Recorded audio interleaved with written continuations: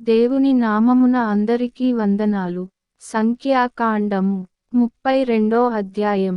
రూబేనీయులకును గాదీయులకును అతి విస్తారమైన మందలుండెను గనుక యాజెరు ప్రదేశమును గిలాదు ప్రదేశమును మందలకు తగిన స్థలమని తెలిసికొని వారు వచ్చి మోషేను యాజకుడగు ఎలియాజరును సమాజ ప్రధానులతో అతారోతు దీబోను యాజెరు నిమ్రా హెష్బోను ఏలాలే షెబాము నెబో బెయోను అను స్థలములు అనగా ఇశ్రాయేలీయుల సమాజము ఎదుట యెహోవా జయించిన దేశము మందలకు తగిన ప్రదేశము. నీ సేవకులమైన మాకు మందలు కలవు కాబట్టి మా ఎడల నీకు కటాక్షము కలిగిన ఎడల మమ్మును యొర్దాను అద్దరికి దాటింపక నీ దాసులమైన మాకు ఈ దేశమును స్వాస్థ్యముగా ఇమ్మనగా మోషే గాదీయులతోనూ రూబేనీయులతోనూ మీ సహోదరులు యుద్ధమునకు పోవుచుండగా మీరు ఇక్కడ కూర్చుండవచ్చునా? యెహోవా ఇశ్రాయేలీయులకిచ్చిన దేశమునకు వారు వెళ్ళకయుండునట్లు మీరేలా వారి హృదయములను అధైర్యపరచుదురు? ఆ దేశమును చూచుటకు కాదేషు బర్నేయలో నుండి మీ తండ్రులను నేను పంపినప్పుడు వారును అలాగు చేసిరిగదా. వారు ఎష్కోలు లోయలోనికి వెళ్ళి ఆ దేశమును చూచి ఇశ్రాయేలీయుల హృదయమును అధైర్యపరచిరి గనుక యెహోవా తమకిచ్చిన దేశమునకు వారు వెళ్ళకపోయిరి.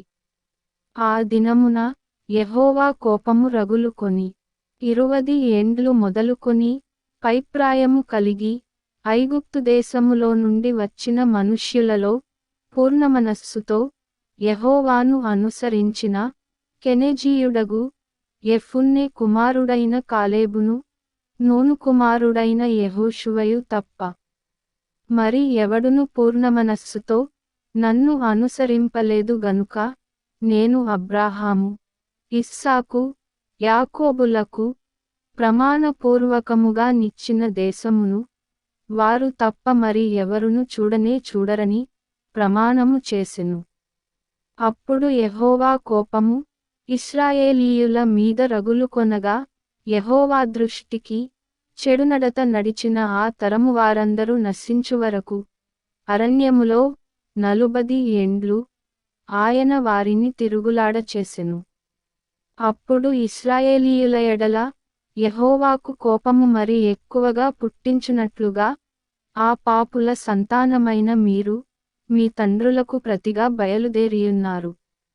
మీరు ఆయనను అనుసరింపక వెనుకకు మళ్ళిన ఎడల ఆయన ఈ అరణ్యములో జనులను ఇంక నిలువ చేయును. అట్లు మీరు ఈ సర్వజనమును నశింపచేసెదరనెను.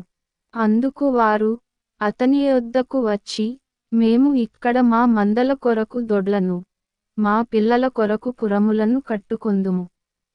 ఇశ్రాయేలీయులను వారి వారి స్థలములకు చేర్చువరకు మేము వారి ముందర యుద్ధమునకు సిద్ధపడి సాగుదుము. అయితే మా పిల్లలు ఈ దేశనివాసుల భయముచేత ప్రాకారముగల పురములలో నివసింపవలెను. ఇశ్రాయేలీయులలో ప్రతివాడును తన తన స్వాస్థ్యమును పొందువరకు మా ఇండ్లకు తిరిగి రాము.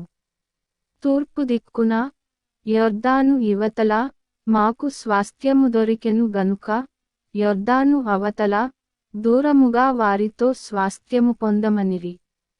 అప్పుడు మోషే వారితో మీరు మీ మాట మీద నిలిచి యెహోవా సన్నిధిని యుద్ధమునకు సిద్ధపడి యెహోవా తన ఎదుట నుండి తన శత్రువులను వెళ్ళగొట్టువరకు యెహోవా సన్నిధిని మీరందరూ యుద్ధసన్నద్ధులై యొర్దాను అవతలికి వెళ్ళిన ఎడల ఆ దేశము యెహోవా సన్నిధిని జయింపబడిన తరువాత మీరు తిరిగి వచ్చి యెహోవా దృష్టికిని ఇశ్రాయేలీయుల దృష్టికిని నిర్దోషులయ్యుందురు.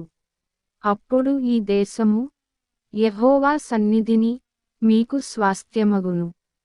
మీరు అట్లు చేయని ఎడల యెహోవా దృష్టికి పాపము చేసిన వారగుదురు గనుక మీ పాపము మిమ్మును పట్టుకొనును అని తెలిసికొనుడి.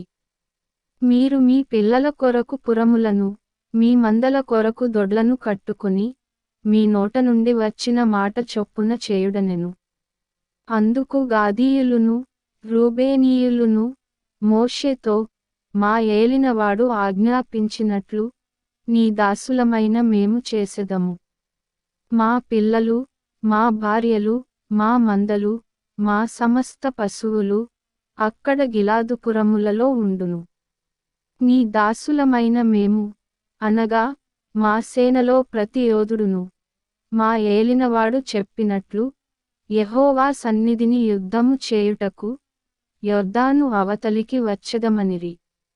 కాబట్టి మోషే వారిని గూర్చి యాజకుడైన ఎలియాజరుకును నూను కుమారుడైన యెహోషువకును ఇశ్రాయేలీయుల గోత్రములలో పితరుల కుటుంబముల ప్రధానులకును ఆజ్ఞాపించి వారితో ఇట్లనెను. గాదీయులును రూబేనీయులును అందరూ యెహోవా సన్నిధిని యుద్ధమునకు సిద్ధపడి మీతో కూడా యొర్దాను అవతలికి వెళ్ళిన ఎడల ఆ దేశము మీచేత జయింపబడిన తరువాత మీరు గిలాదు దేశమును వారికి స్వాస్థ్యముగా ఇయ్యవలెను. అయితే వారు మీతో కలిసి యోధులై ఆవలికి వెళ్ళని ఎడల వారు కనాను దేశమందే మీ మధ్యను స్వాస్థ్యములను పొందుదురనగా, గాదీయులును రూబేనీయులును యెహోవా నీ దాసులమైన మాతో చెప్పినట్లే చేసెదము. మేము యెహోవా సన్నిధిని యుద్ధసన్నద్ధులమై నది దాటి కనాను దేశములోనికి వెళ్ళెదము. అప్పుడు యొర్దాను ఇవతల మేము స్వాస్థ్యమును పొందెదమని ఉత్తరమిచ్చిరి. అప్పుడు మోషే వారికి, అనగా గాదీయులకును రూబేనీయులకును యోసేపు కుమారుడైన మనష్షే అర్ధగోత్రపు వారికిని అమోరీయుల రాజైన సీహోను రాజ్యమును బాషాను రాజైన ఓగు రాజ్యమును దాని ప్రాంతపురములతో ఆ దేశమును చట్టునుండు ఆ దేశపురములను ఇచ్చెను. గాదీయులు దీబోను, అతారోతు, అరోయేరు, అత్రోతు, షోపాను, యాజెరు, యొగ్బెహా, బేత్నిమ్రా, బేత్హారాను అను ప్రాకారములుగల పురములను మందల దొడ్లను కట్టుకొనిరి. రూబేనీయులు మారుపేరు పొందిన హెష్బోను, ఏలాలే, కిర్యతాయిము, నెబో, బయల్మెయోను, షిబ్మా అను పురములను కట్టి తాము కట్టిన ఆ పురములకు వేరు పేరులు పెట్టిరి. మనష్షే కుమారులైన మాకీరీయులు గిలాదు మీదికి పోయి దాని పట్టుకొని దానిలోనున్న అమోరీయులను వెళ్ళగొట్టిరి. మోషే మనష్షే కుమారుడైన మాకీరుకు గిలాదునిచ్చెను. అతడు అక్కడ నివసించెను. మనష్షే కుమారుడైన యాయీరు వెళ్ళి వారి పల్లెలను పట్టుకొని వాటికి యాయీరు పల్లెలను పేరు పెట్టెను.